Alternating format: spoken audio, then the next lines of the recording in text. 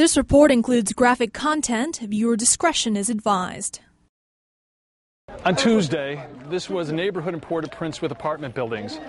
Now, it's the worst devastation I've ever seen. This is worse than any horror movie you've ever seen. You can see here people looking for bodies of loved ones who are missing. And as we were just walking past, we see bodies that are under the rocks that are obviously lifeless. But what is horrifying is on the other side of the street.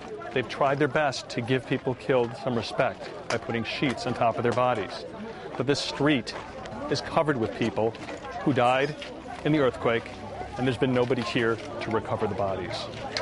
Perhaps, though, the most worrisome thing, and the thing that concerns me the most, and the thing that's upsetting the most, is what's happening back here. And it's the search for possible survivors. There's not one rescue worker here, not one emergency worker, and most importantly, no equipment. People are digging by hand. One man says he heard noises, but there's no way to lift up these heavy rocks. There's no way to lift up this heavy concrete if there's someone who's trapped, who's alive. What's so scary and horrifying as we walk down the street is seeing children who walk by these bodies and look so frightened when they see the bodies. And one thing rescue workers here are telling us, and the rescue workers are the civilians, like we said, but they're looking for the flies and the insects. You see the children as they're walking by, and they're walking fast, their mother's shielding them, but they're looking anyway. But what the people here are looking for are flies. They say when the flies fly over here, there may be survivors or human remains. You hear some excitement right here, but it's not because they've seen a body. It's because there's some argument going on about how to proceed with the search for people. But the sight here, the smells here are just unbelievable. This is just a situation that you can never possibly imagine that nobody should ever have to endure.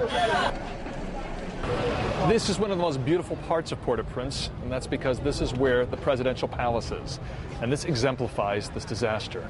Look at what has happened to this beautiful building in the heart of downtown Port-au-Prince, destroyed from this earthquake. And the area surrounding here normally has a lot of tourists, a lot of Haitians, like Americans who come to the White House to look through the gates of the White House. But most of the people here are now temporarily homeless because most of the homes here in downtown Port-au-Prince have been destroyed. And across the street, basically it has become a campsite. Not only are people here because they no longer have homes, but people are very scared about the aftershocks and afraid if they do go in a structure that has just been damaged, that it can be destroyed. People don't want to go indoors, and that's why they're staying outdoors. Yeah. Okay. This is the third floor of a school. It's for small children during the day, continuing education for adults in the late afternoon and evening. Adults were in this classroom when the earthquake happened. You can see by just looking at the chairs and the handbags and the books how quickly people had to escape. The people inside this room survived, but the people in the other section of the school, just on this side, many of them did not. You can see the rubble, the open wall right here, and we see several bodies that are down there right now.